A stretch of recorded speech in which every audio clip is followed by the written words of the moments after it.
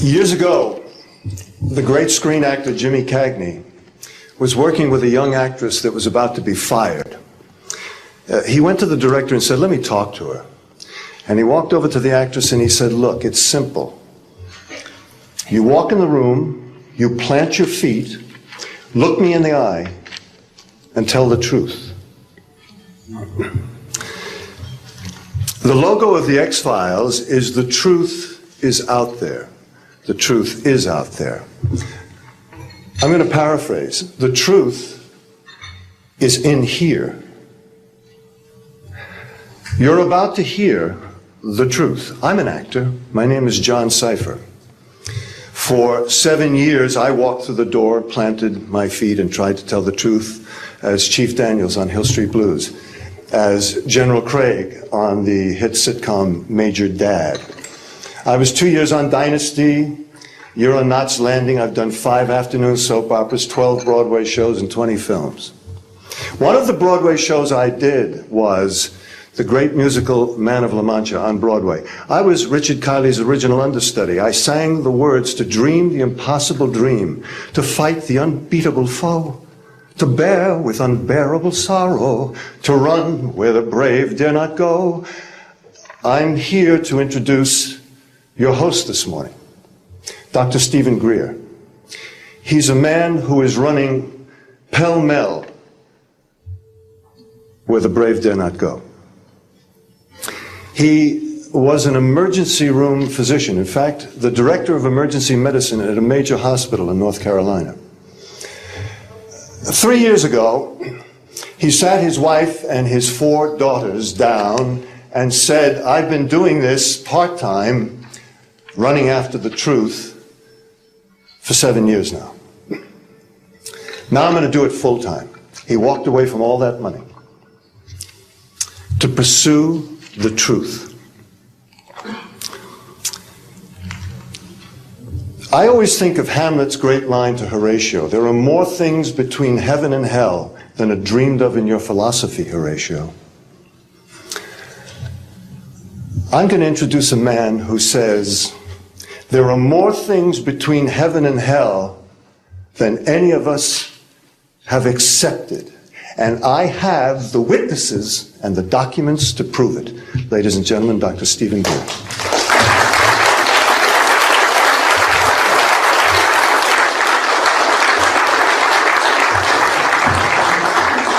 Thank you very much, John. Members of the press, the American public, and people of the world. We are here today to disclose the truth about a subject that has been ridiculed and questioned, denied for at least 50 years. The men and women who are on this stage and the some 350 additional military intelligence witnesses to the so-called UFO matter and extraterrestrial intelligence can prove and will prove that we are not alone. I would like to thank Sarah McClendon, who is with us today, the famed White House correspondent, for her sponsorship of this meeting. Thank you very much, Sarah.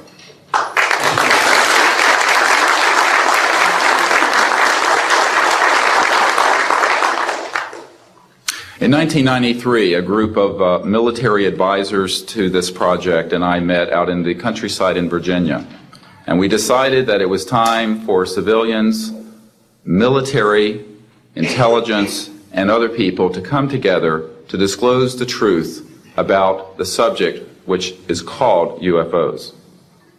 Since that time, I have personally briefed a sitting director of Central Intelligence, James Woolsey, President Clinton's first CI director. I have personally briefed the head of the Defense Intelligence Agency, the head of Intelligence Joint Staff, members of the Senate Intelligence Committee, many members of Congress, members of the European leadership, the Japanese cabinet, and others. And what I have found is that none of them are surprised that this is true, but they are uniformly horrified that they have not had access to these projects. We can establish through these witnesses whom we have identified, which now number over 400, and these are people who have been inside the CIA, NSA, NRO, Air Force, Navy, Marines, Army, all divisions of the intelligence and military community, as well as corporate witnesses, contractors to the government. And these are folks who have been involved in so-called black budget or covert unacknowledged projects. These unacknowledged special access projects are taking in at least $40 to $80 billion per year. And they are sitting on technologies that can change the world forever. The reason we are coming forward now is that we are asking for the U.S. Congress and for President Bush to move towards an official inquiry and disclosure on this subject. It has the most profound implications for the human future, for the U.S. national security, and for world peace. Specifically, technologies connected to UFO and extraterrestrial vehicles, if declassified and used for peaceful energy generation and propulsion, would solve the looming energy crisis definitively, would end global warming, would correct the environmental challenges that the Earth is facing. It is also critical that we begin to debate as a society the propriety of placing weapons in space. If indeed, as we can prove, it is true that we are not alone and that space is territory which we are sharing with other civilizations, it could be a very imprudent, destabilizing thing to place weapons in space. This is not being debated because it is off the national and international radar screens. It needs to be placed on it, and we are here today to do it. We can establish through this testimony that these objects of extraterrestrial origin have been tracked on radar going thousands of miles per hour, stopping and making right-hand turns. That they use anti-gravity propulsion systems, which we have already figured out how they work in classified projects in the United States, Great Britain, and elsewhere. That these objects have landed on terra firma, at times have been disabled, and have been retrieved specifically by teams within the United States, that extraterrestrial life forms have been retrieved, and their vehicles have been taken and studied thoroughly for at least 50 years. We can prove through the testimony and documents that we will be presenting that this subject has been hidden from members of Congress and at least 2 administrations that we are aware of, presidential administrations, and that the Constitution of the United States has been subverted by the growing power of these classified projects, and that this is a danger to the national security. There is no evidence, I wish to emphasize, that these life forms from elsewhere are hostile towards us. But there is a great deal of evidence that they are concerned with our hostility. There are times when they have neutralized or rendered inert the launch capabilities of intercontinental ballistic missiles. Witnesses here today will describe those events to you.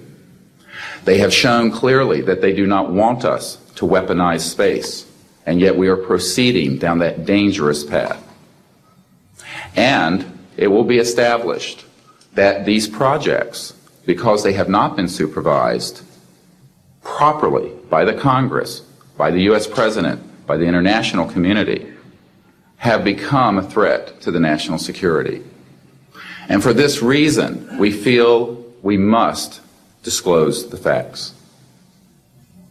This is the beginning of the campaign for disclosure. And in a memo that I wrote to President Bush last week, I've stated that this campaign will persist until our goals are met, and they are as follows.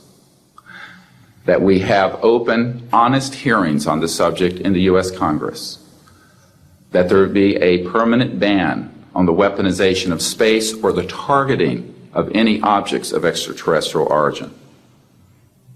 That there be a full and complete study of classified technologies connected to this subject to see how they could be properly declassified and applied for peaceful energy generation so that the world may get off of fossil fuels in enough time to prevent greater ecosystem damage, or war over the looming energy crisis, which is sure to sweep the earth in the coming decade.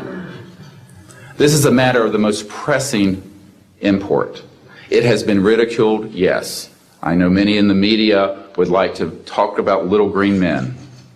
But in reality, the subject is laughed at because it is so serious. I have had grown men weep who are in the Pentagon, who are members of Congress, and who have said to me, what are we going to do? Here's what we will do. We will see that this matter is properly disclosed, and these courageous witnesses, the first 21 of over 100 that we have already interviewed on videotape, have stepped forward to speak the truth. Now, I expect people to be skeptical, but not irrationally so, because these men and women have come forward and they have their credentials, they can establish who they are, and they have been first-hand witnesses to some of the most important events in the history of the human race.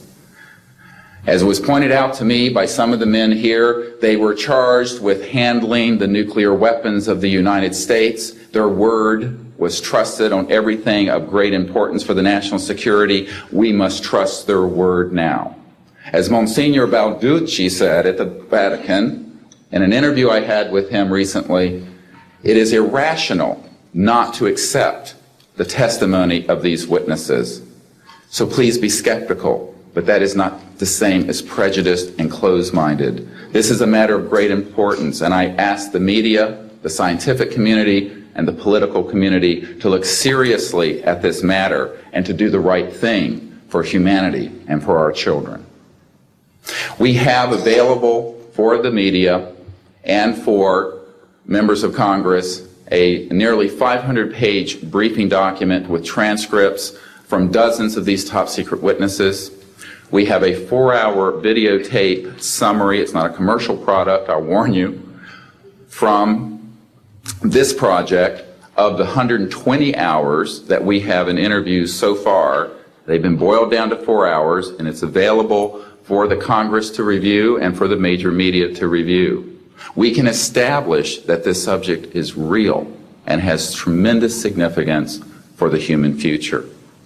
I ask on all of you who are listening to contact the members of Congress that represent you and the leaders around the world and other countries and ask them to hold an honest inquiry into this subject to support a ban on weaponizing space, since we are sharing space with other life forms, and that we move quickly as a people to understanding that this is the end of the childhood of the human race.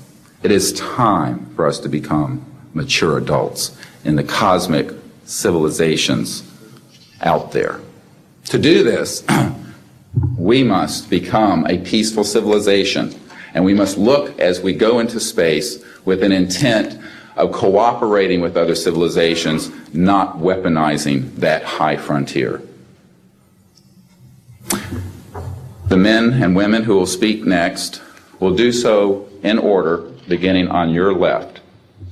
They will introduce themselves. I ask for the media to refrain from questions until each witness has spoken briefly about who they are and what they have personally been involved with or witnessed in their government, military, or government-connected careers. At the end, we will have questions. All of you may ask questions for as long as we can stay here, and we will provide you with all the information that you need. So we will begin now with the first of our witnesses, Mr. John Callahan.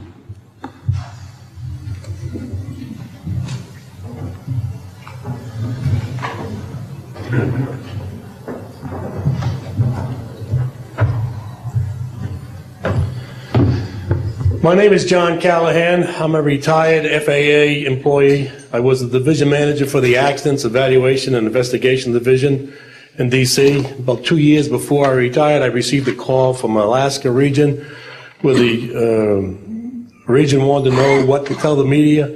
When I questioned, tell the media what, he says about the UFO and It went downhill from there. What UFO? It turned out I told him what any government employee would do at that time was to tell them it's under investigation. And then I had him send all that data to the FAA's tech center in Atlantic City. The next day, my immediate boss, service director, Javi Safir, and I went to Atlantic City. I had just purchased a new video camera, and I videoed the event. And in Atlantic City, we had them play back on a scope, you would call it a scope, a plan view display, PVD, exactly what the pilot seen or what the controller seen, and we tied that in with the voice tape so we could hear exactly what the controller said and what he heard, and we taped it. We came back the next day, briefed the administrator, Admiral Ingen, on what happened. He wanted a 5-minute briefing. After we started the briefing, he wanted to know if he could see the video. We put the video on. He watched the video, the whole video. The next day, he set up a meeting for me to give a dog and pony show to President Reagan's scientific staff and whoever they brought over, and to hand off all that data to them. That morning in the FAA round room, it was either 9 or 10 o'clock, 3 men from Reagan's scientific staff, 3 CIA people, 3 FBI people, and I don't remember who the other guys were, along with all the FAA experts that I brought with me that could decide or talk about the hardware and the software, how it worked. We put on a dog and pony show. We let them watch the video. We had all the data there. We had all the printouts that the computer put out. They got all excited over it. When it was all done, the CIA, one of the CIA men told the people they were now sworn to secrecy, that this meeting never happened and this event never happened. When I asked them why, I thought it was probably just a stealth bomber at the time. He says, well, this is the first time that we have recorded radar data on a UFO, and these guys are going to get all excited, drooling over all this data. I said, well, you're going to tell the public about it? And he says, no, we don't tell the public about this. It would panic the public. He says, we're going to go back and study this. I said, okay. It was what he was going to do. Now, I've told this story many times, and I get sometimes funny looks from people. I have with me the voice tapes of the controllers that were involved, the FAA original tapes. See, after we handed this stuff off to the president's staff, the FAA didn't know what to do with it. We don't separate UFOs from real traffic, so it's not our problem. Okay? I have a copy of the original of the video that we took, which is rather interesting. And once the thing was all over, the reports started coming into my office, but because it wasn't an FAA air traffic problem, the FAA's report ended up on a table in my office. And it stayed there until I retired, when one of the staffers packed up all my gear and helped it move to my house.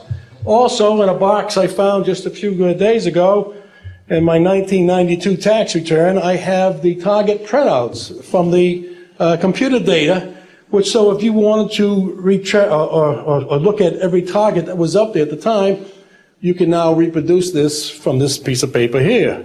And it's called the UFO incident, Japan 1648, I believe the number was. It happened on November the 18th, 1986. I'm prepared to go to Congress, to swear before Congress that everything I've told you people and everything that is here is the truth. Thank you.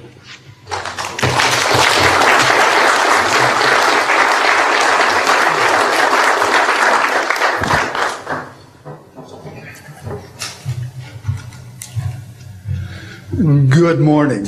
I hope you'll pardon me. I'm a little bit nervous. My name is Charles L. Brown. I'm a Lieutenant Colonel, U.S. Air Force, retired, subsequently 7 years with the Foreign Service. I like the name Charlie Brown. A gentleman by the name of Charles Schultz, of great talent, sort of elevated the name, if you will. During World War II, I was a young farm boy from West Virginia. I got the patriotic bug, joined the United States Army, ended up flying bombers in Europe, and ended the war transport in the Pacific. Finished college in the summer, late summer of '49, recalled to active duty in the newly formed United States Air Force. I was assigned to an organization called Office of Special Investigations. The Air Force, as most of you know, was formed in 1947. OSI, as a central investigative agency for the Air Force, was formed, I think, in 1948. So everything was relatively new. Needless to say, starting in 47, UFOs were rather new. The Air Force Intelligence, or Air Technical Intelligence Center was at Wright-Patterson Air Force Base, and I had my office in a building adjacent to it. And our organization was the worldwide investigative agency for the Air Force for any unidentified flying objects. This lasted for about 2 years. The project name was known as Project Grudge. It was a predecessor to a project known as Blue Book, which Ed Ruppelt headed. During my experience with it, I would collect the data from around. I didn't collect it, it was sent into my office. I analyzed it. As a pilot investigator, I was able to offer some bits of advice to the Air Technical Intelligence people. Now, you might visualize a massive office, but as I recall, we had a first lieutenant, a secretary, and a technical sergeant. That was the essence of Project Blue Book when it started, or Project Grudge, Blue Book, and expanded somewhat. During the review as an analyst of these various documentary reports, if you will, or documents, I became clearly convinced that there was substance to what was being reported, in that we had ground visual, ground radar, airborne visual, and airborne radar confirmation of some of these sightings.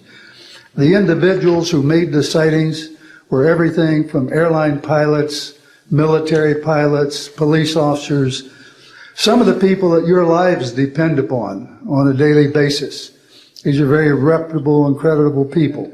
I hope that the testimony here from very credible people will convince you of that and will further Steve Greer's disclosure project, in that pressure needs to be brought to bring this to the attention not only of the Americans, but of people all over the planet. These vehicles have been seen and confirmed all over the planet.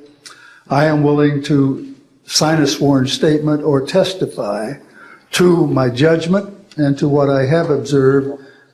Such things do exist. Please believe me. Please believe those who follow me. Thank you.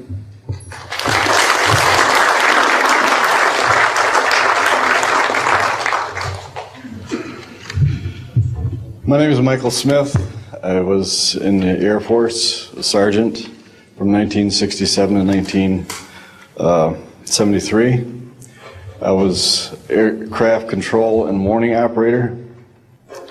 While I was assigned to Klamath Falls, Oregon, in early 1970, I arrived at the radar site and they were watching a UFO on a radar that was hovering at about 80,000 feet.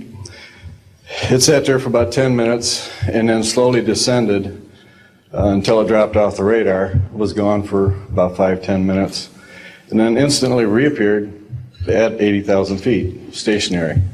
The next sweep of the radar, it was 200 miles away, stationary. It hovered there for about 10 minutes and redid the whole cycle twice more.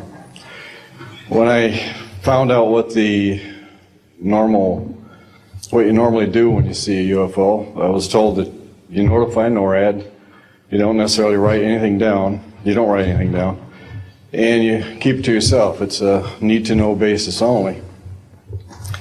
And NORAD one night called me about later in the year to let me know as a heads up that there was a UFO coming up the California coastline. I asked them what I should do about this. They said, nothing, don't write it down, it's just a heads up.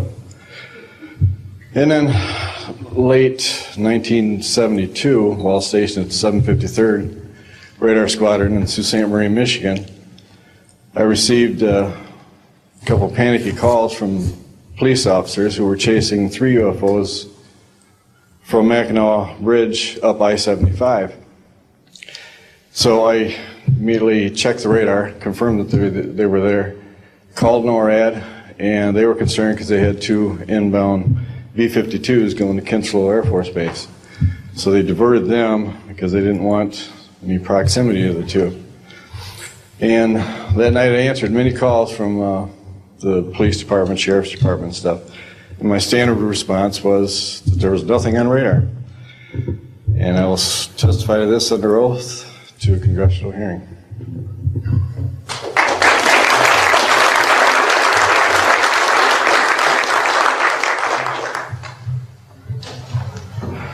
Good morning. My name is Enrique Colbeck. I am a traffic controller. I'm sorry for my English. I'm so scared. I'm not accustomed to talk in front of a lot of people.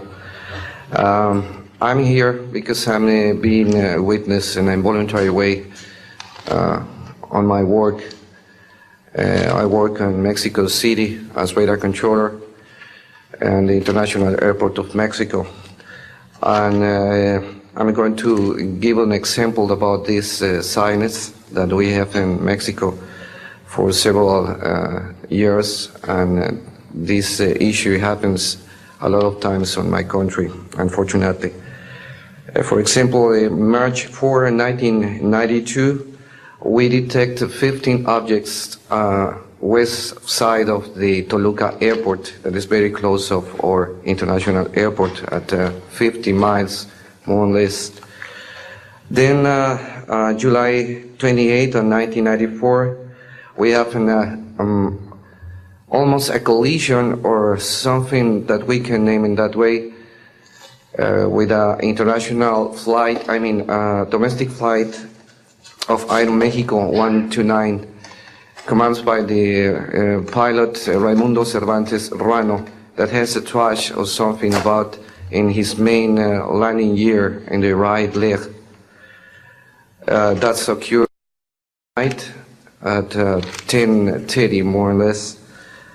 Then in the next week, the same year, in the same moment, the Aeroméxico Flight 904 has another almost collision that was reported for the pilot Corso, the Capitan Corso, at 11:30 in the morning, and we detect that object on a radar. Suddenly, just for a moment. Then the next week we have a lot of sightings reported by the pilots that give us information about the weird traffic or something, bright lights and different times, and we detect some of them in that week. But in September 15 of 1994, we have a detection about 5 hours, more or less, on a radar and a new equipment that we believe that that equipment was working in not a good way, because it's not human that you have detection by 5 hours of the same object and apparently without movement.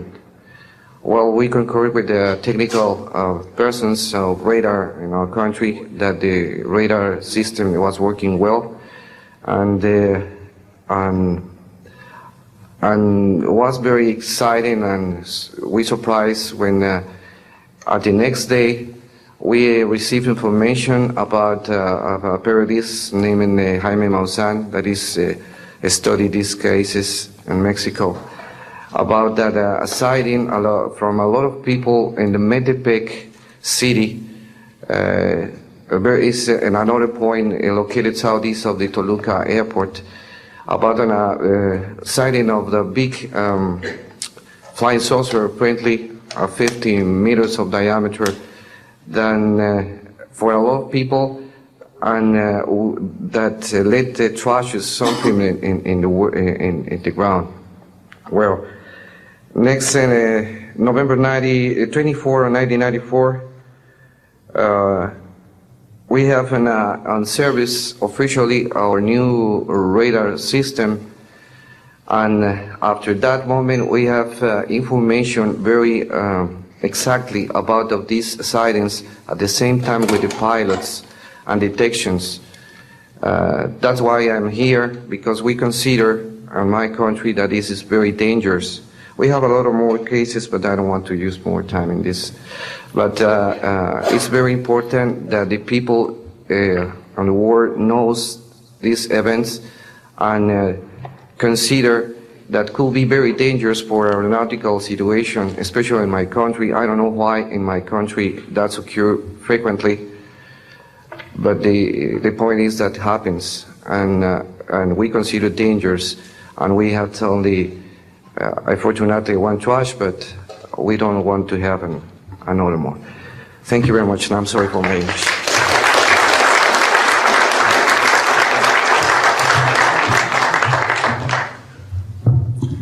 My name is Graham Bethune. I'm a retired Navy commander, pilot, had a top secret clearance.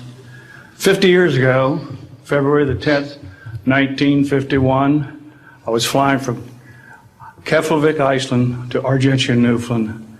It was at night, it was dark. About 300 miles outside of Argentia, I saw a glow on the water, like approaching the city at night. As we approached this glow, it turned to a monstrous circle of white lights on the water. We watched this for a while. The lights went out. There was nothing on the water.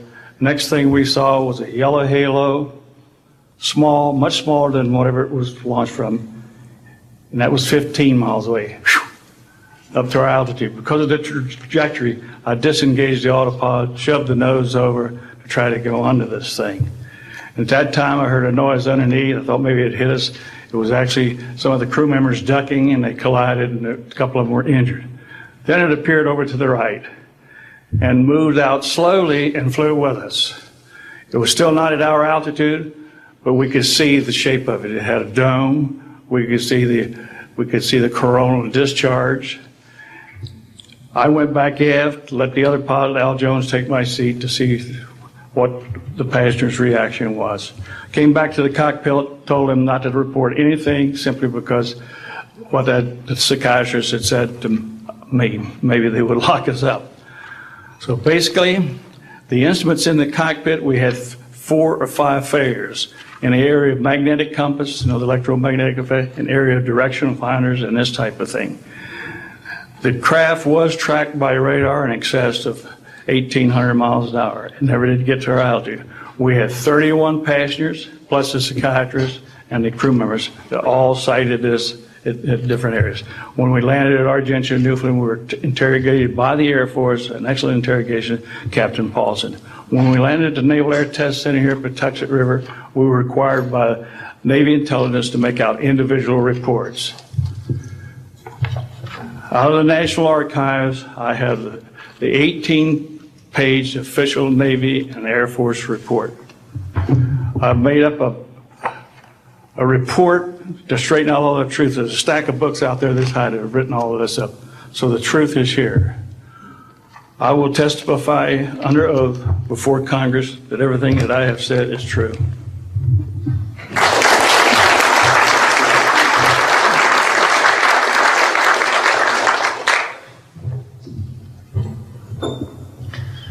My name is Dan Willis. I was in the United States Navy. I held a top secret crypto level 14 extra sensitive material handling security clearance. I worked in the code room at the Naval Communications Station in San Francisco. In 1969, I received a priority message from a ship near Alaska that was classified as secret. The ship reported merging out of the ocean near Port Bow, a brightly glowing reddish-orange elliptical object, approximately 70 feet in diameter, emerged out of the water, shot into space, traveling at about 7,000 miles per hour. This was tracked on ship's radar and substantiated. Years later, I worked at the Naval Electronic Engineering Center in San Diego for 13 years. The co-worker who I worked with worked at the NORAD facility. When he first started working at the facility, he noticed objects going on the screens that track everything out in space and in the air, objects going off the scale, doing right-angle turns. When he inquired, his older supervisor advised him that, quote, it was just a visit from one of our little friends. He thought this was a little unusual. These statements are true and willing to testify under oath before Congress. Thank you.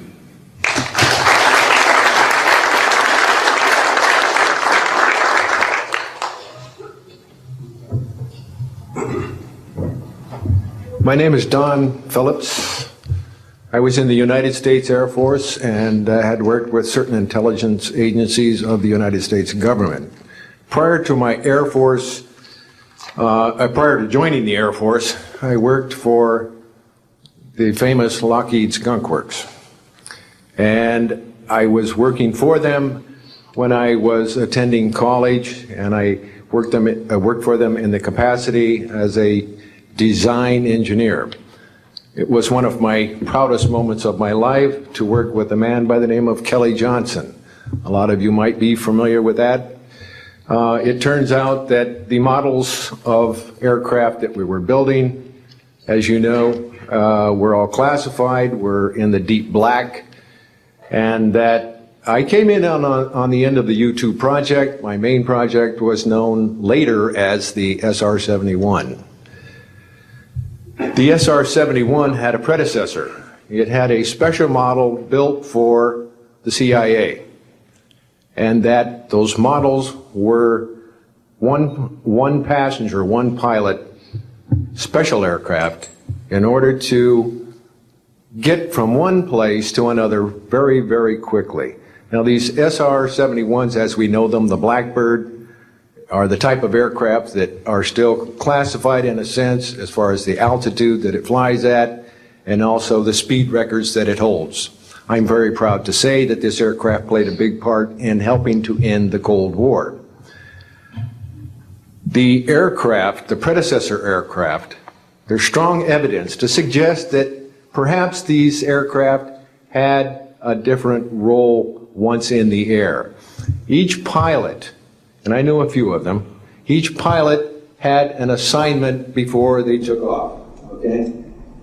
They learned about the assignment immediately prior to takeoff, and there's strong evidence to suggest that there was a dual role in that they were monitoring some type of traffic to and from planet Earth. This can be verified at a later point. This was, I'll jump into my military experience. My first field assignment for the United States Air Force was at Las Vegas Air Force Station. And that was my first experience with Las Vegas, and I couldn't understand why people were being so excited about going to a place such as this, but I soon found out about a year later. Nellis Air Force Base is located there. Nellis is a major training center for different types of special aircraft and fighter aircraft, one of the premier training sites for pilots all around the world. However, when I learned that my assignment was at a radar site 50 miles out of town, up near Mount Charleston, I had no idea where I'd be, so finally in the daylight I was able to find the location and reported in 1965 for duty. In 1966, early in the morning, about 1 to 2 a.m., I was staying there on base, and our barracks were at about 8,000 feet. I heard a lot of commotion. You know, at that altitude, sound carries tremendously. And I thought, well, it's early in the morning, it's summertime, and there is it's very warm, and maybe I should get up and take a look. I didn't really want to, but I got up and took a look, walked up to the main road up near my office, which was the commander's office. I was on the commander's staff, Lieutenant Colonel Charles Evans. And I was saying, who's making all this noise? Who's making all this noise at this time of the morning? So when I got within about 50 yards of the 4 or 5 people that were standing there, one being the chief of security, they were looking up in the air, and I said, gee, their heads are all looking at the same direction. Well, I looked up to the west, northwest, and to my amazement, there were lights flashing around the sky, moving at anywhere from what seemed like 2,400 to about 3,800 miles per hour. Now, the fact that we're taking an estimate from a distance, we figured, well, this is quite something. However, we continued to watch these darting lights go across the sky and stop, absolutely stop, come to a dead stop, and reverse in an acute angle their direction, and then proceed on in they were traveling so fast that you could almost see a pattern left by, if you are computer people, when you move a mouse real quick across the screen, you see a little bit of a tail. Well, that's exactly the way these 6 or 7 craft work. After 5 minutes of watching these things, they all seemed to group up to the west, northwest. Okay? They started to come in on a circle. But what I would like to point out is that where they were putting on their display in the northwest sky, just directly east of that is what is known as Area 51. Area 51 is a AEC name, okay? Atomic Energy Commission. That was the old name for Atomic Energy Commission. We knew it as the Groom Lake Flight Test Facility in the Air Force. And it was where we tested our aircraft after we got the prototype made from the Skunk Works. So here are these, let's get back to the circle in the sky. What they did was coalesce and started rotating in a circle, and then they disappeared. Well, I thought, gee, this is something that we have to keep quiet, and that was verified by the Chief of Security. But we waited there and talked it over for a little bit, and it seemed like, I think it was an hour. Then came the radar people from the scopes, which were at 10,000 plus feet, came down for their dinner at 2 o'clock in the morning. And the first person off the bus was a good friend of mine, Anthony Kesar. He said, he was white as a sheet, and he says, did you see that? Yeah, we all said, yeah, it was a nice display. What a show. He says, we documented them on radar. And he says, we didn't give them clearance. The standing order was let them fly through the radar beam. He says, we documented 6 to 7 UFOs. Now, we don't know who was guiding those, but they were certainly intelligent. And we don't know where they landed because they coalesced and disappeared. So I will say at this point, to keep it short, that I will testify under oath as to what I say is true, and I will do so before Congress. Thank you.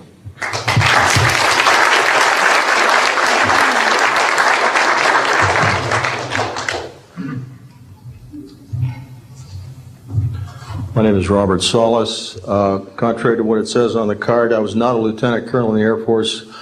I was in the Air Force active duty after I graduated from the Air Force Academy in 1964 until 1971 and separated as a captain.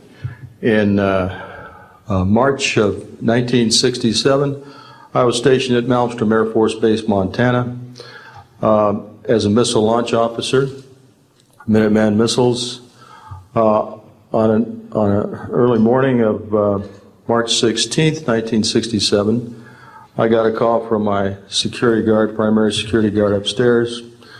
We had about 6, as I recall, flight security airmen upstairs. I was downstairs 60 feet underground in a capsule monitoring and controlling 10 nuclear-tipped Minuteman missiles. I got a call that morning that they were seeing strange lights flying in the sky. I disregarded that call. Told them to call me when something more significant happened. I got another call subsequent to that call, and this time it was a more intense tone in the guard's voice. It was very clearly very frightened. He said there was a bright, glowing red object hovering outside the front gate. It was oval-shaped. He had all the other guards out there with their weapons drawn. Right after that call, I woke up my commander, who was on a rest period, Fred Mywald, a retired colonel now, and told him about the phone calls. As I was telling him about the phone calls, my weapons started going down, one after the other. They went into a no-go condition, what we call a no-go condition. They were unlaunchable. We lost somewhere between 6 and 8 weapons that morning. within minutes of having received that second phone call of a UFO hovering outside the front gate. Again, that morning, after reporting it to the command post, we were informed that a very similar incident happened at Echo Flight. I was at Oscar Flight. They lost all 10 of their weapons under similar circumstances, very similar circumstances, where UFOs were sighted over the launch facilities.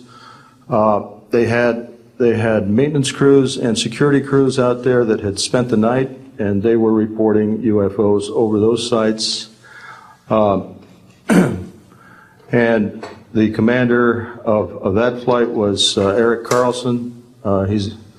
He also separated as a captain, and the deputy commander was Walt Fiegel. He retired as a lieutenant colonel. We have those witnesses that I just mentioned, the names I just mentioned, have spoken of this event before, and they will back up this story.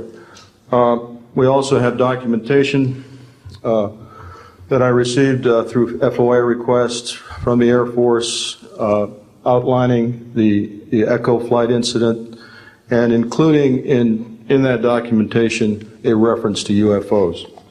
We have telexes covering this incident, and in one telex it says the fact that no apparent reason for the loss of 10 missiles can be readily identified is cause for grave concern to this headquarters. This was from SAC headquarters. So we've got those telexes. I've got about 12 witnesses that'll verify parts of this story, including of a man who investigated the incident afterwards for the Air Force, and you'll hear a little bit more about that from the next witness. And also another guard that witnessed a UFO in that same time period, and another officer who retired a full colonel who had other reports of UFOs. Ancillary to that, excuse me, I've got the complete report on a Minot, North Dakota incident. That was Minot Air Force Base, North Dakota, which happened in August of 1966. Very similar UFOs sighted over missile silos, and also a UFO incident that was investigated by the Air Force immediately after our incident within a week. I'm willing to testify to the truth of all these matters that I've spoken about this in front of Congress under oath. Thank you.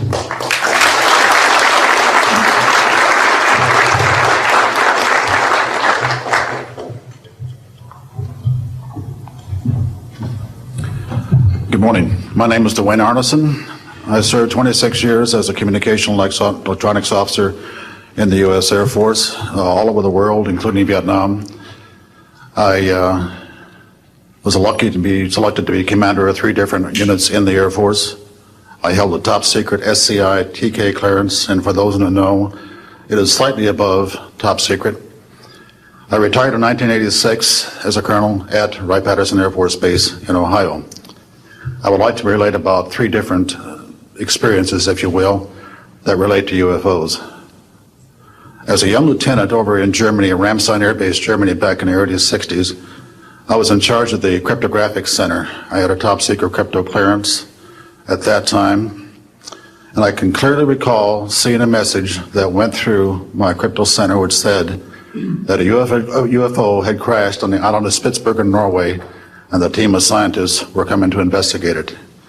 Going forward to the 1967 timeframe, I was assigned to the 28th Air Division at Great Falls, Montana, and I was the officer in charge of the communications center there. Also, I was a top secret control officer for the division.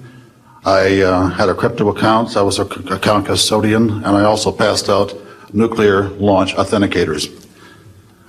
During that time, I can recall seeing a message come through that communication center which said, basically what Bob just got through talking about, is that a UFO was seen near the missile silos and the missiles were deactivated.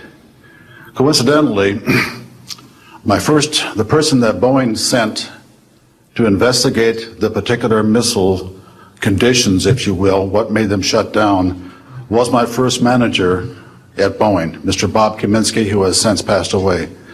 And I can recall him on different occasions. He lived close to me in Auburn, Washington. That's where I'm from. And he said, Arnie, he says, those missiles were perfectly clean. That was the result. So the one last incident concerned when I was as a commander of the unit in Great Falls, or in Caswell Air Force Station, Maine. I had contacts with the security police at Loring Air Force Base, and they told about UFOs that were seen near the nuclear weapon storage areas on Loring Air Force Base. And I'd be glad to testify to Congress that this is absolutely the truth. Thank you.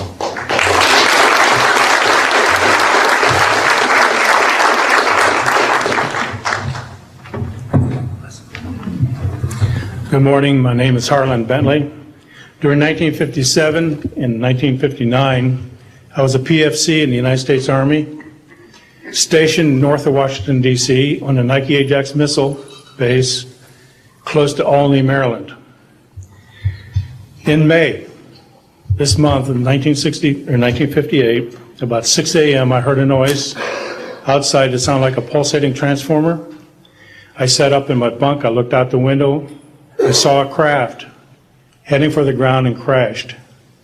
Pieces broke off of that craft, immediately took off again. So there's a lot more to that story, but I've got to speed this up. Now, the next night, I was on radar duty. I get a call from the Gaithersburg missile base. He says, hey, I got 12 to 15 UFOs outside, 50 to 100 feet above me. So I asked him, I said, what does it sound like? He took his head mic off, held it out the van window, and said, here. And the same sound I heard the previous morning, except a lot more of them. So my radar was on standby, so I immediately turned it on and got the blip just outside the ground clutter. I marked it on my radar screen. And then for a few minutes later, all of a sudden they took off. As they took off, the sweep came around, hit the blip. The second, when it came around, it hit it again. That blip was 2/3 away off my radar scope.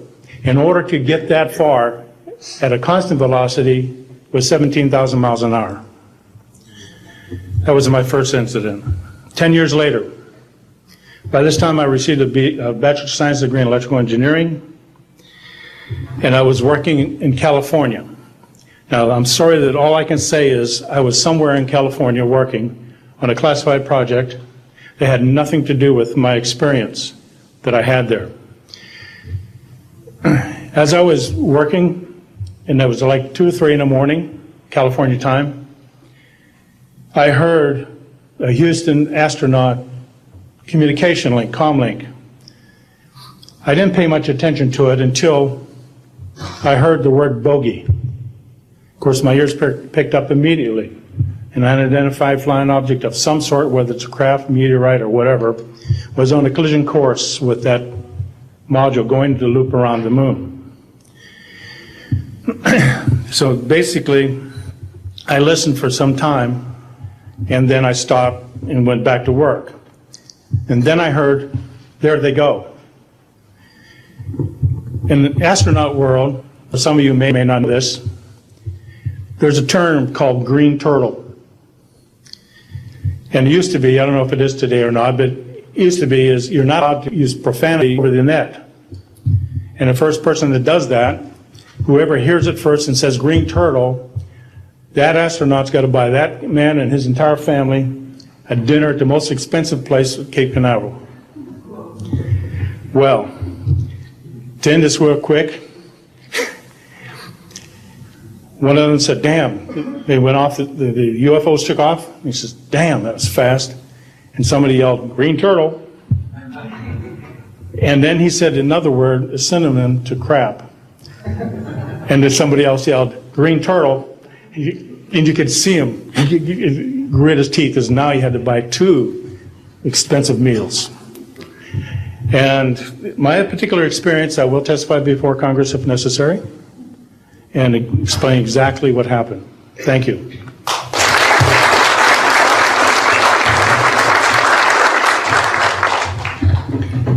My name is John Maynard. I'm a retired Army. I retired as a Sergeant First Class. For my entire 21 years of service, I held a top secret clearance. Compartmentalized at times to as high as TK, Omni, Crypto, and others. I had access to very, very sensitive documents. My testimony is basically two-pronged. One, I retired from DIA in 1980. When as an administrator, you take over an office, you take over everything and you sign for everything. And I signed for well over 2,000 documents. In order to sign and inventory those things, you have to read them. Not word for word, but basically I went through every document to make sure that it was complete. It was there as they told me. I turned my charge over to the next person. Those same documents were there. So I got quite a good knowledge of what was going on in those documents, and believe me, there are many, many different references to UFOs. There was also NPIC pictures that shows that it would targeted objects that were casing you out. Now, I worked on the SALT 1 and SALT 2 areas for the office that I worked in. So we were taking pictures all the time for verification of nuclear disarmament. And there were some objects in those pictures that didn't belong there. The second prong to this whole thing is that a lot of people talk about conspiracies over a shadow government. I'm willing to testify before Congress that these black operations do exist. I nearly became part of it. But I saw the light, I think, or was it? And I got out. And that's it. We have to disclose what we know. And I am willing to testify before Congress under oath, or before any other organization, that what I witnessed was true.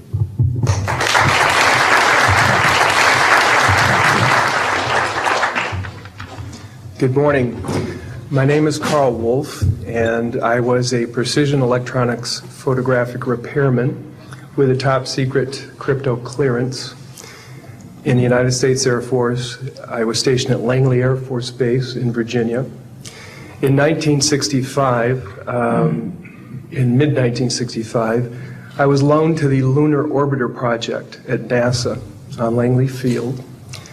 Dr. Colley was in charge of that project. They had problems with a piece of electronic equipment that was bottlenecking their production of photographs. I went to the facility, and when I walked into the facility, there were scientists from all over the world. I was stunned, actually, to see people at a NASA project from all over the world. It didn't make any sense to me initially. I was taken into the laboratory where the equipment was malfunctioning. I couldn't repair it in the dark. I asked to have it removed. Airman second class was in the dark room at that time. I was also an airman second class. I was interested in how the whole process functioned, how the data got from the lunar orbiter to the laboratory. Asked the young man if he'd describe the process to me. He did. About 30 minutes into the process, he said to me, in a very distressed way, by the way, we've discovered a base on the backside of the moon. And then he proceeded to put photographs down in front of me, and clearly in these photographs were structures, mushroom-shaped buildings, spherical buildings, and towers. And at that point, I was very concerned because I knew we were working on compartmentalized security. He had breached security, and I was actually frightened at that moment. And I did not question him any further. And a few moments later, someone did come into the room. I worked there for 3 more days, and I remember going home and naively thinking, I can't wait to hear about this on the evening news. And here it is, more than 30 years later, and I hope we hear about it tonight. And I will testify under oath before Congress that what I'm saying is the truth.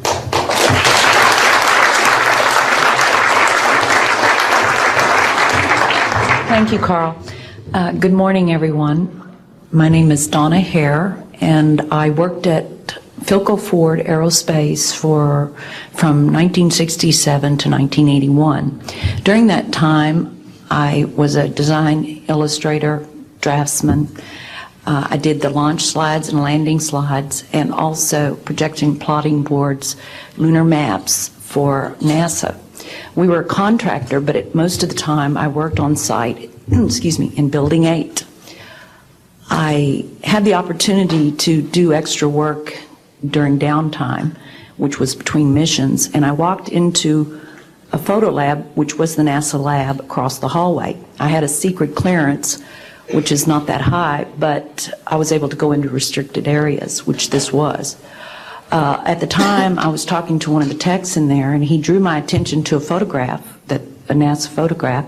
It had a dot on it, and I said, "What is that?" Well, he drew my attention to it, and I said, "Is that a dot on the emulsion?" And he said, and he's smiling, and he has his hands crossed, and he said, "Round dots on the emulsion don't leave round shadows on the ground."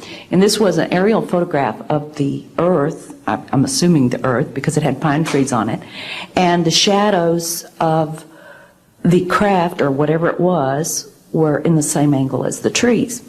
And by its very nature, UFO, and I wanted to clarify that to a gentleman that was talking to me, means unidentified. So I did not know what this was. But I realized at this point that it's very secret, that it was kept secret, because I asked him, "What are you going to do with this piece of information?" And he said, "We always airbrush these out before we sell them to the public." So they're pesky little creatures appearing on this photograph they wanted to get rid of. After that, I decided I would ask questions to other people that work there. And I found that I had to ask them away from the site and not on site. A guard told me that he was asked to burn some photographs and not to look at them. And there was another guard guarding him, who was in green fatigues, watching him burn the photographs. And he said he was too tempted. He looked at one, and it was a picture of a UFO, and he was very descriptive. I can go into that later with anyone. He immediately was hit in the head, and he had a big gash in his forehead. He was knocked out, and he's terrified, so he would have to be protected. Another incident, I knew someone in quarantine with the Apollo astronauts. He told me that the Apollo astronauts saw craft on the moon when we landed, and that is what he told me. And he also was afraid. He said that the astronauts are told to keep this quiet. They're not allowed to talk about it. So I do want to let you know that I worked out there for a number of years, and I ran into this. So it's not something everyone knows that works out there for a long time. My boss didn't know about it. Some people that sat right next to me didn't know about it. It's very strange, because I don't know how they can do it, but they can let some people know about it and then others not. I'm willing to testify before Congress that what I'm saying is true, and thank you very much. Thank you.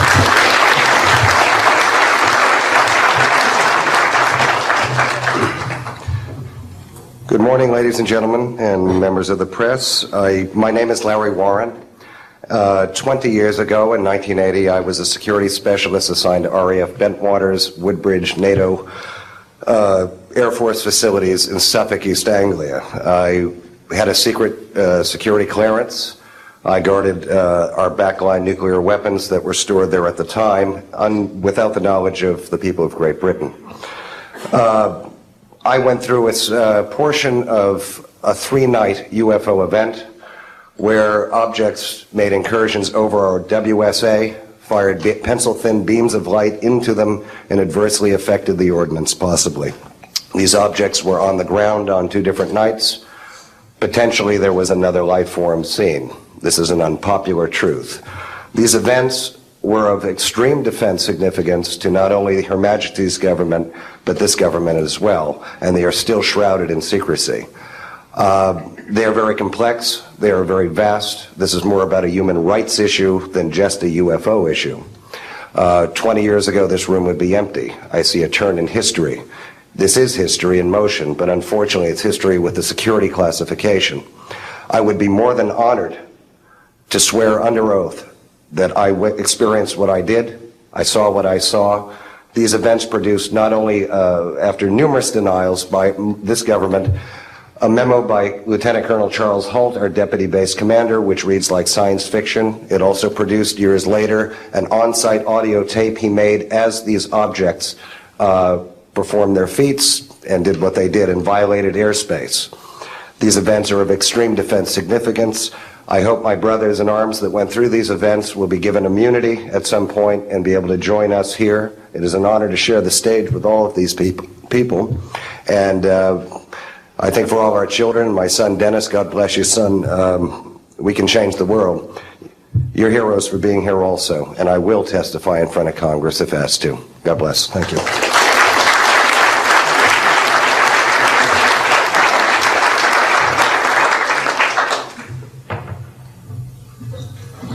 Hi, my name is George Filer III. The reason I'm here is because George Filer V is in the hangar and will be born on Friday. And I'm a retired intelligence officer and flyer with almost 5,000 hours, and I didn't believe in UFOs until London Control called us in the winter of 1962 and asked us, would we chase one? And we said, sure.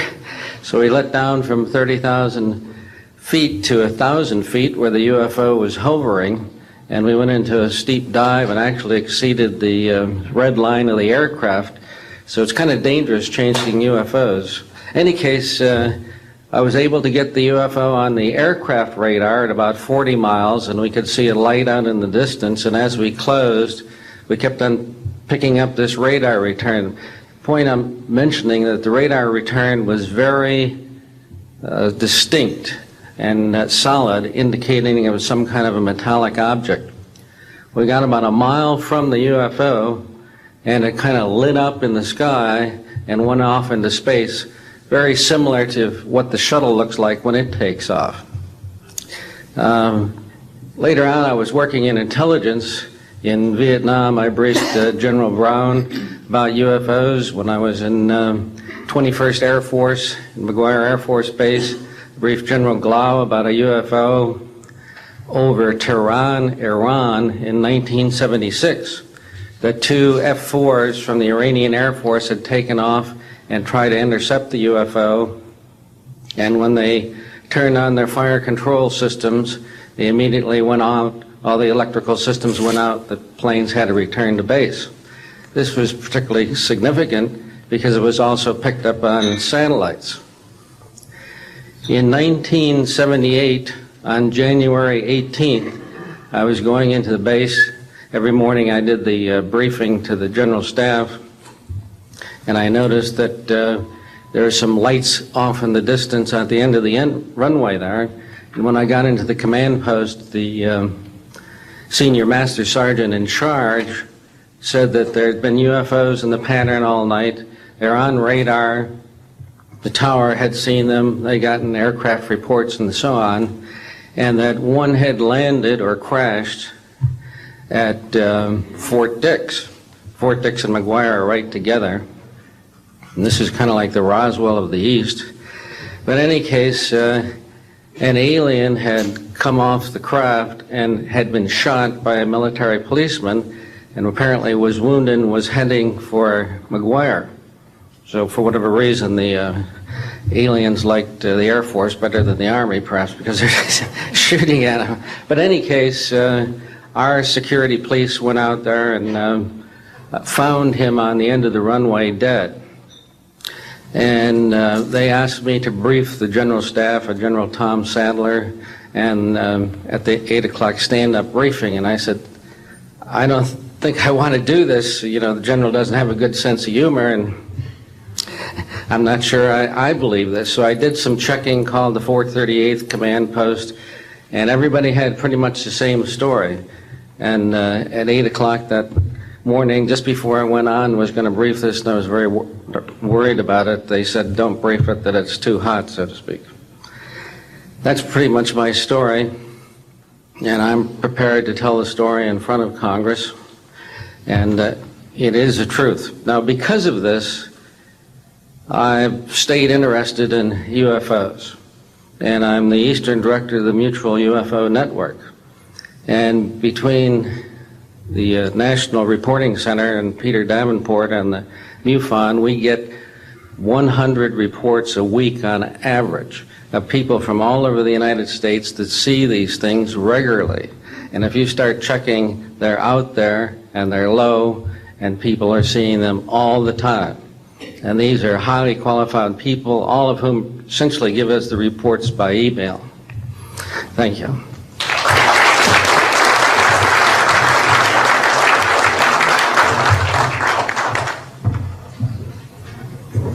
Morning, ladies and gentlemen. My name's Clifford Stone. I was a Sergeant First Class, United States Army.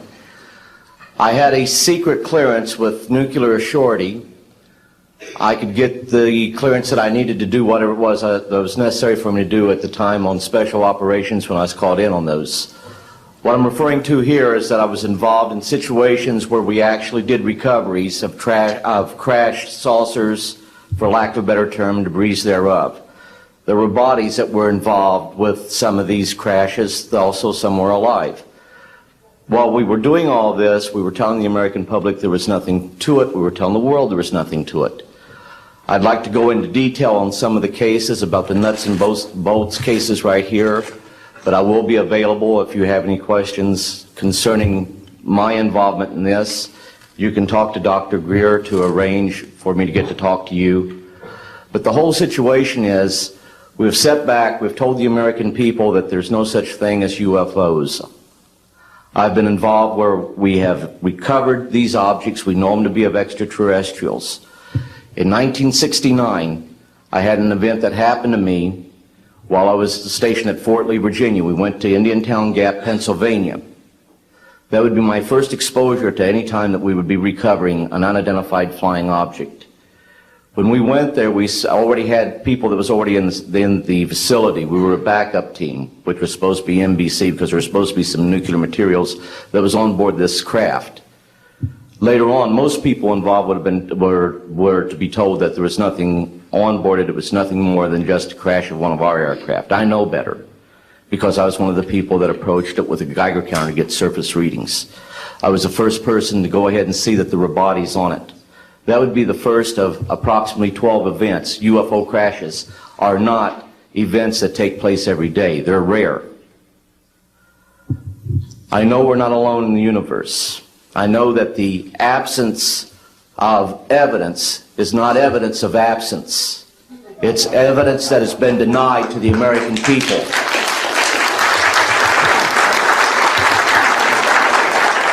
I stand before you today in my almighty God, and I tell you this. If Congress calls me in and says, will you testify in detail what you know, I stand here today prepared and ready to do just that. Governments must never lie to the people for no reason. Thank you.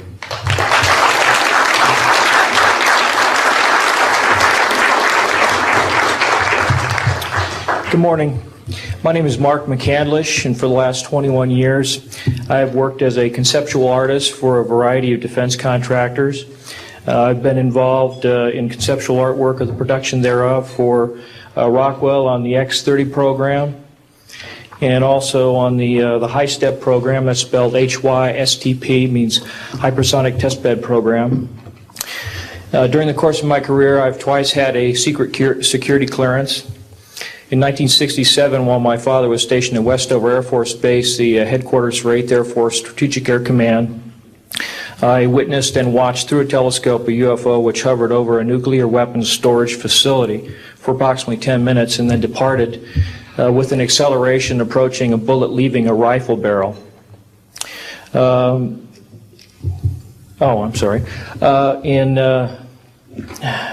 1988, in November, a college buddy of mine, an associate by the name of Brad Sorensen, informed me that he had personally witnessed 3 flying saucers at a very large hangar at Norton Air Force Base during the course of an air show that was held on Saturday, November 12, 1988. I subsequently called my congressman from that district.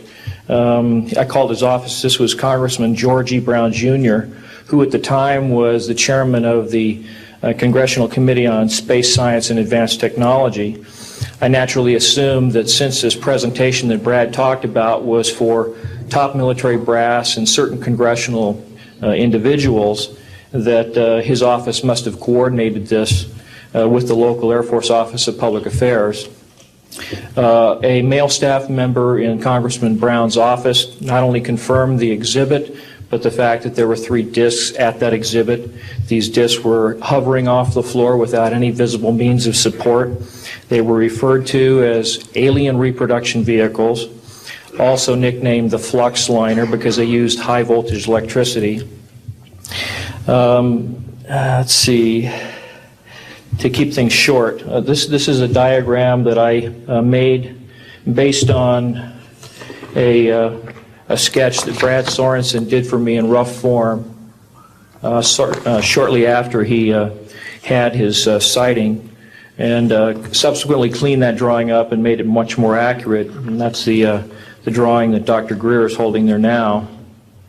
Later on, I obtained photographs that were taken in 1967 by a military pilot, Harvey Williams, flying a C-47 for the Air Force at 12,000 feet, approximately 25 miles southwest of Provo, Utah.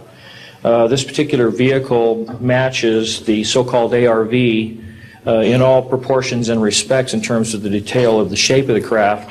And this was photographed, as I say, in June or July of June of 1967. I later spoke to a gentleman by the name of Kent Sellen that I met at an air show at Edwards Air Force Base in 1992, the first unveiling publicly of the B-2 bomber. He indicated to me that in 1973, when he was a crew chief working on experimental aircraft at Edwards Air Force Base, that he had unintentionally wandered into an area where there was a classified aircraft, namely the ARV. He described it in detail, and he added other details to the account concerning the configuration and the operation of the vehicle that Brad Sorensen was not aware of. Subsequently, Brad Sorensen met with the famous aeronautical designer Burt Rutan, gave him a copy of this blueprint which you've just been shown. Mr. Rutan felt that it was a joke and put it on his wall as kind of a joke. And a third party confirmed for me later that a Colonel Ray Walsh from Edwards Air Force Base was visiting Mr. Rutan, saw this blueprint on the wall and registered quite a degree of shock and anger, wanted to know where the hell he got this blueprint, because there was in fact such a craft at that time, approximately 1994-95, in a hangar at Edwards Air Force Base, North Base Complex at that time. Subsequently, I've done a lot of research on this product, this vehicle. I've come across a number of declassified documents that show that the Air Force, as early as 1960, was wind tunnel testing flying saucer shapes up to Mach 20. And I also have declassified NASA documents that show similar shapes. In fact, this is the document here that more or less details the wind tunnel testing up to Mach 20. This is the NASA document right here that was declassified, and it shows a variety of spherical and lenticular shapes that were flight tested up to, or I should say wind tunnel tested up to Mach 6. I subsequently obtained a copy of an interoffice memo from Hercules Aerospace that describes a particular type of science involving something called zero-point energy and scalar waves. According to Brad Sorensen, this is the basis of the technology for these anti-gravity propulsion systems. This particular document here describes 6 different meetings involving the Defense Intelligence Agency and cooperative efforts with the Russian scientific community in investigating this, what is called a fundamental enabling technology that was originally discovered apparently by Nikola Tesla in the early 1900s. Anyway, I could provide you much more detail at a later time, and I am prepared to testify in detail concerning these events and their truthfulness before Congress. Thank you very much.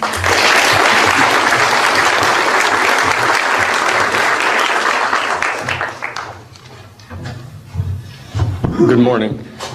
My name is Daniel Sheehan. I'm an attorney and serving as general counsel to the Disclosure Project.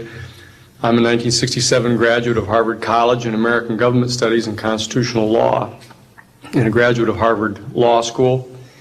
And I served as general counsel and one of the co-counsel for the New York Times in the Pentagon Papers case, and was involved in briefing and arguing the case in front of the United States Supreme Court, giving permission to the New York Times to publish the classified documents, the 47 volumes of the Pentagon Papers. Subsequent to that time, I served as special counsel to the office of F. Lee Bailey as one of the trial counsels when we represented James McCord in the Watergate burglary, and got Mr. McCord to write the letter to Judge Sirica to reveal the Watergate burglars' relationship to the plumbers unit in the White House at that time. Subsequent to my service in that case, I went back to Harvard to the Divinity School to study Judeo-Christian social ethics and public policy. Did my master's work and PhD work there, and became general counsel for the United States Jesuit headquarters in Washington, D.C., assigned to the National Social Ministries Office and their public policy office. It was there in 1977 that I was contacted by Ms. Marcia Smith, who was the director of the Science and Technology Division of the Congressional Research Service. She asked to meet with me, and I met with her, and she informed me that President Carter, upon taking office in January of 1977, held a meeting with then the Director of Central Intelligence, who was George Bush Sr., and demanded that the Director of Central Intelligence turn over to the President the classified information about unidentified flying objects and the information that was in the possession of the United States intelligence community concerning the existence of extraterrestrial intelligence. This information was refused to the President of the United States by the Director of Central Intelligence, George Bush Sr. The Director insisted that the President, in order to have access to this information, needed to have clearance to contact the Congressional Research Service, to contact the United States House of Representatives Science and Technology Division, to have them undertake a process to declassify this information, because the DCI suspected that the President was preparing to reveal this information to the American public. The Congressional Research Service Science and Technology Division, under the directorship of Marcia Smith, was contacted by the House Science and Technology Committee and instructed to undertake a major investigation of the existence of extraterrestrial intelligence and the relationship of the UFO phenomenon to this. I was contacted by Ms. Smith and asked, in my capacity as General Counsel to the United States Jesuit Headquarters, National Social Ministry Office, to see if we could obtain access to the Vatican Library, to obtain the information that the Vatican had with regard to extraterrestrial intelligence and the phenomenon of the UFOs. I pursued that with the permission of Father William J. Davis, the director of the National Office, and we were refused access as the United States Jesuit Order to the information in the possession of the Vatican Library. When I reported this to Ms. Smith, she then later subsequently asked me to participate in a project which I can go into some detail during the question and answer period or later to individuals, pursuant to which I was given access to, as a special consultant to the United States Library of Congress Congressional Research Service, to the classified portions of the Blue Book project of the Air Force. At that point, it was in 1977, approximately May of 1977, I went to the Madison building of the United States Library of Congress. There was no one in the building at that time. It was brand new. I was directed to a basement office where there were two guards at the door and a third sitting at the table who took my identification, verified that I'd been designated as a special consultant to the Congressional Research Service of the United States Library of Congress, and was admitted to the room. I thereupon found photographs, some dozen photographs, of what is unquestionably an unidentified flying object on the ground that had crashed and plowed a furrow in a field of snow, and it was embedded in an embankment.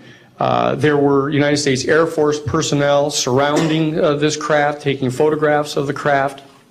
And one of the photographs, I could see that there were some symbols on the side of the craft. And so I proceeded through the photographs and found a close-up photograph of these symbols. I'd been instructed that I was to take no notes and had to leave my briefcase and all my identification outside of this room, but I had brought with me a yellow pad. And so what I did is I opened up the yellow pad and refocused the overhead camera onto the same size as the cardboard backing of the yellow pad, and I physically traced the copies of the symbols on the side of this craft, closed the yellow pad back, put the microfiche back into the canister, reclosed the box that I had, and I said, it is time for me to leave. And I took this and proceeded to leave the office, at which point the security guards stopped me, and one of them said, what is that you have there, Mr. Sheehan? At which point I handed the yellow pad to him, and he flipped through all the yellow pages and never found the copy that I had. And so I took that with me and brought it to the United States Jesuit headquarters, had a meeting with the staff, with Father William J. Davis, reported this to them, was authorized at that time by the United States Jesuit headquarters to make a report to the National Council of Churches and to request that the entire 54 major religious denominations of our country undertake a major study of extraterrestrial intelligence, which they declined to do. I was subsequently asked to deliver a 3-hour closed-door seminar to the top 50 scientists of the Jet Propulsion Laboratory of SETI, the Search for Extraterrestrial Intelligence, which I did do in 1977. I'm more than happy to testify under oath to these details to the United States Congress, and would be happy to meet with any members of the press at that time. You may recall I also served as chief counsel to the Karen Silkwood case, in which we obtained the rulings in the Karen Silkwood case. I also served as chief counsel in the Iran-Contra case. It was the first one to testify before the United States Congress to the existence of the off-the-shelf enterprise of Richard Secord and Albert Hakim. I'll be more than happy to share the details of what I believe to be the relationship between this off-the-shelf enterprise and the secret government, which is concealing this information from the American public. And I am happy and proud to serve as general counsel to the Disclosure Project. Thank you very much.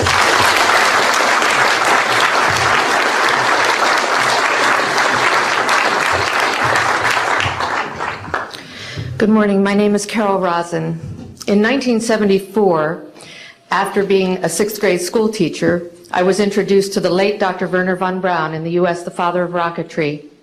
In my first meeting with him, during that first 3.5 hours, he said to me, Carol, you will stop the weaponization of space. And I said, you know, teachers don't stop until June. He said, no, you have to understand, this is February, and we have to prevent the weaponization of space because there is a lie being told to everyone that the weaponization of space is now first being based upon the evil empire, the Russians.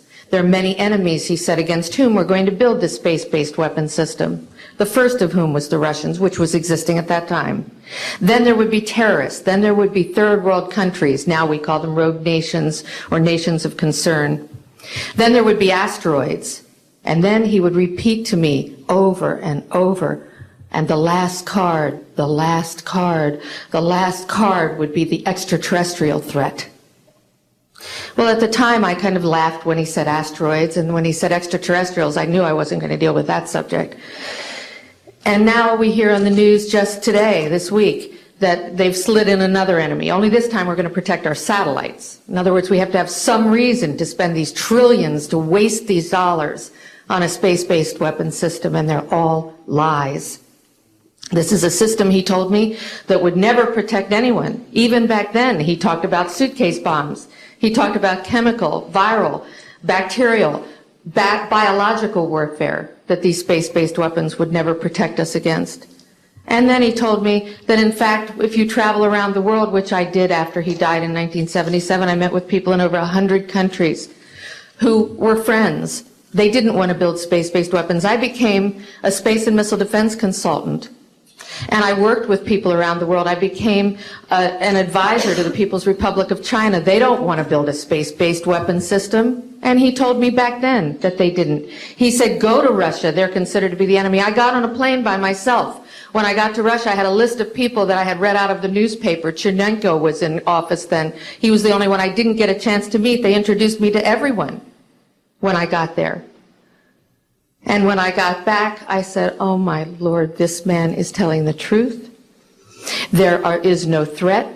And I've been waiting until this day for 27 years, and I'm expecting the spin to happen, because he also explained to me that as a military strategist, as a person who worked on the MX missile, which I did later, he said, you will find that there is going to be a spin to find some enemy against whom we have to build space-based weapons. And now we should expect the spin, because he said part of the formula for the intelligence community is if they might have a weapon, then we have to consider that they do have these weapons. So now they do have these weapons, so now we have to build these weapon systems. And that's the formula, except that it's all based on a lie.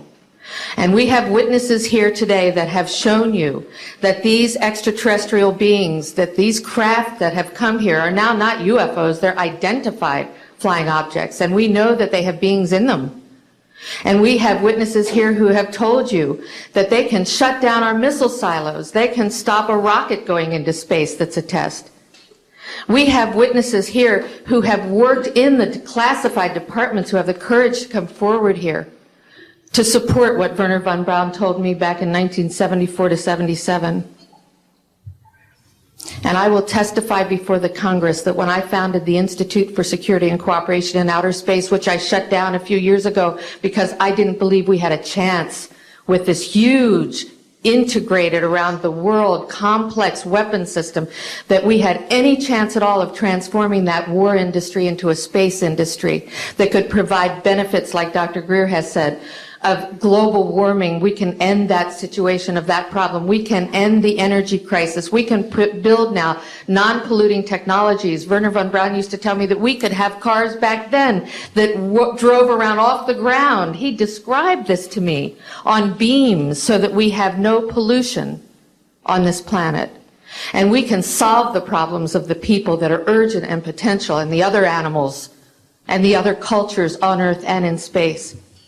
And we can end the arms race without dislocating the industry jobs, without disrupting the economy, by transforming, Wernher von Braun told me, the war industry into a global cooperative space industry that will provide, he said, finally, more jobs and profits on this planet than during any hot or cold wartime, more products and services that can be applied directly to solving the problems of this planet. And we can have a whole planet now that lives in peace on Earth, with all the cultures on Earth and with all the extraterrestrial cultures in space. And these are words that Wernher von Braun told me in 1974, and I will testify before the Congress under oath about everything I have said and more. Thank you.